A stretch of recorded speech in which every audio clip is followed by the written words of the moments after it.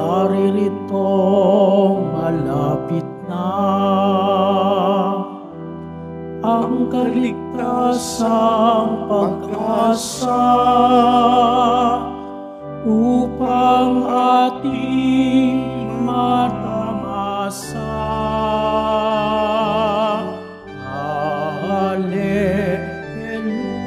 Hallelujah, Hallelujah,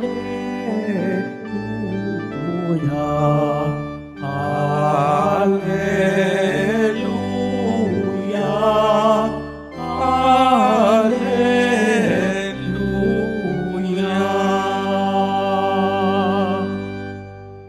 Sumainyo ang Panginoon. At sumayo rin. Ang mabuting balita ng Panginoon ayon kay San Lucas. Papuri sa iyo, Panginoon. Noong panahong iyon, sinabi ni Jesus sa kaniyang mga alagad, ang pagparito ng anak ng tao ay matutulad sa kapanahunan ni Noe.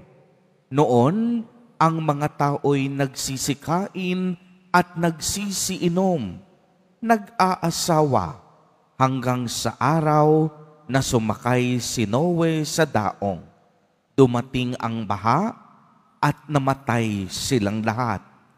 Gayon din noong panahon ni Lot, ang mga tao'y nagsisikain at nagsisiinom, namimili at nagbibili, nagtatanim at nagtatayo ng bahay. Ngunit ng araw na umalis si Lot sa Sodoma, umulan ng apoy at asupre at natupok silang lahat. Gayon din sa pagdating ng anak ng tao. Sa araw na iyon, ang nasa bubungan ay wag nang bumaba upang kunin ang kaniyang mga ari-arian sa loob ng bahay. Ang nasa bukid, wag nang umuwi. Alalahanin ninyo ang nangyari sa asawa ni Lot. Ang sinumang magsikap na iligtas ang kaniyang buhay ay mawawalan nito. Ngunit ang sinumang mawalan ng kaniyang buhay ay ang siyang makakapagligtas nito. Sinasabi ko sa inyo, may dalawang lalaking natutulog sa isang higaan sa gabing iyon. Kukunin ang isa at iiwan ang isa. May dalawang babaeng magkasamang gumigiling. Kukunin ang isa at iiwan ang isa. May dalawang lalaking gumagawa sa bukid. Kukunin ang isa at iiwan ang isa. Saan po, Panginoon? Tanong ng kaniyang mga alagad.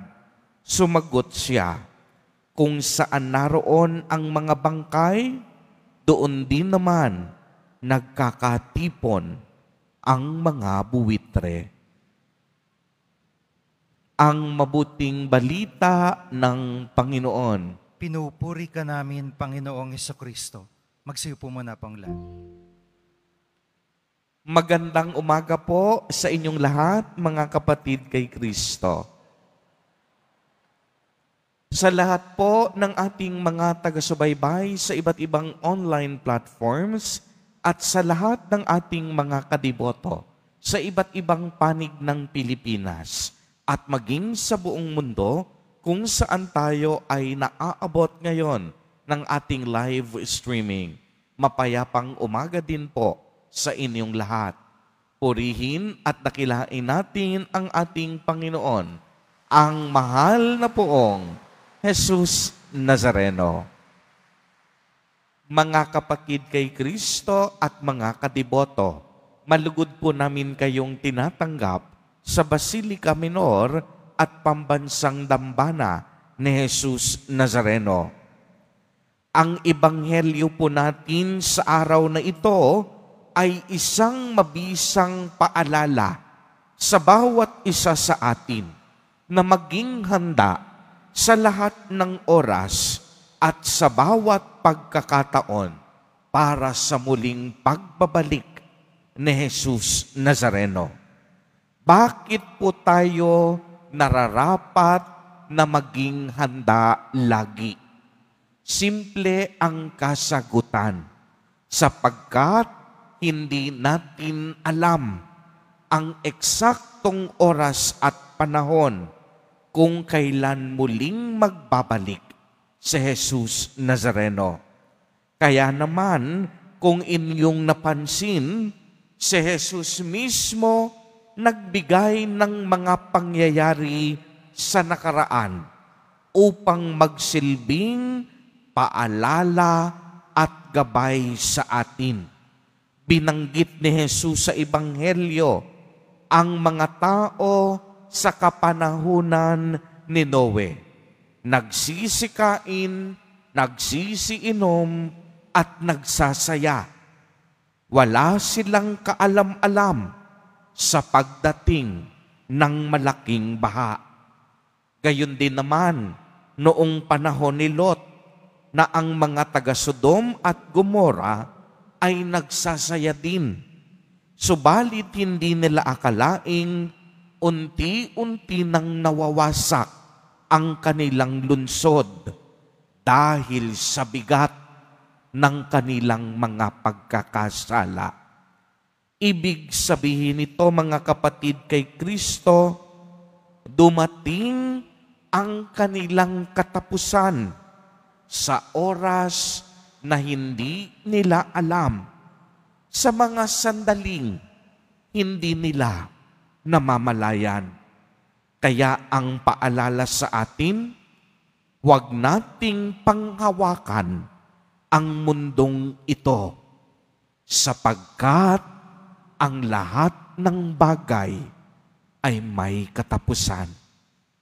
Uulitin ko po, sapagkat ito'y napakahalaga.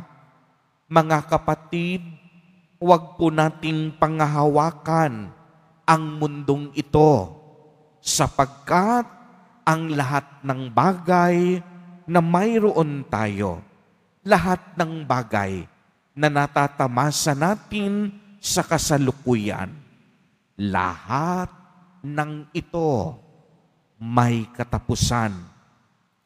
Mayaman ka man ngayon, nagpapakasasa ka man dahil sa mga perang pinagpaguran ng taong bayan. Nag-i-enjoy ka man sa buhay mo ngayon, habang milyong-milyong Pilipino hirap na hirap sa buhay na ito. Wag na wag kang papakasiguro dahil lahat ng iyan may hangganan. May katarungan sa kabilang buhay. Magtago ka man sa pinakaliblib at tagong sulok ng mundo, hinding-hindi mo matatakasan ang hukuman ng Diyos. Ang mga material na yaman mo ngayon, hindi ka dadalhin sa paraiso ng Diyos. Uulitin ko, ang mga material na kayamanan mo ngayon, hinding-hindi ka dadalhin sa paraiso ng Diyos. Kaya mga kapatid kay Kristo, wag na wag tayong maiinggit sa tagumpay o sa mga yamang galing sa masama. Dahil ang lahat ng nagaganap sa buhay natin sa lupa, ito ay paghahanda lamang patungo sa isang mas malawak at mas kapanapanabik na buhay. At yan ay ang buhay kasama ang Diyos sa isang buhay na walang katapusan. Ito po ang totoong buhay na dapat nating pinaghahandaan sa araw-araw. Kaya kung maaalala ninyo, ibinahagi ko nung nakaraang Biyernes, kahit mahirap ang buhay, huwag na huwag kang susuko dahil may pag-asa mula kay Kristo. Kaya okay lang kahit pagod ka, okay lang kahit minsan usad pagong ang pag-unlad mo sa buhay. Okay lang kahit mabigat ang krus na iyong daladala. Okay lang kahit hindi ka mayaman at hindi ka sikat. Okay lang kahit minsan hindi nauubos ang iyong mga paninda. Okay lang yon. Ang mahalaga, malinis ang puso at kalooban mo. Ang mahalaga, wala kang inaapakang tao. Ang mahalaga, pinipili mo ang tama at mabuti. Bakit, Father? Sapagkat ito ang mga kalugod-lugod sa Diyos.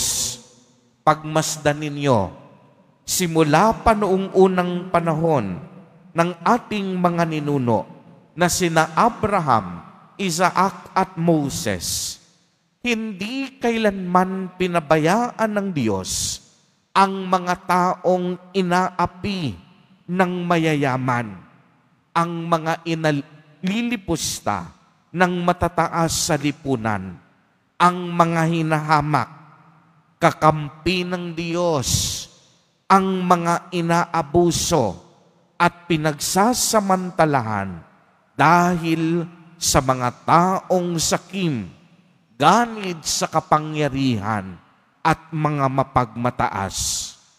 Mula noon hanggang ngayon, ramdam na ramdam natin ang iisang Diyos na nakikinig at nagtatanggol sa ating lahat. Kaya maaari bang pumalakpak ng napakalakas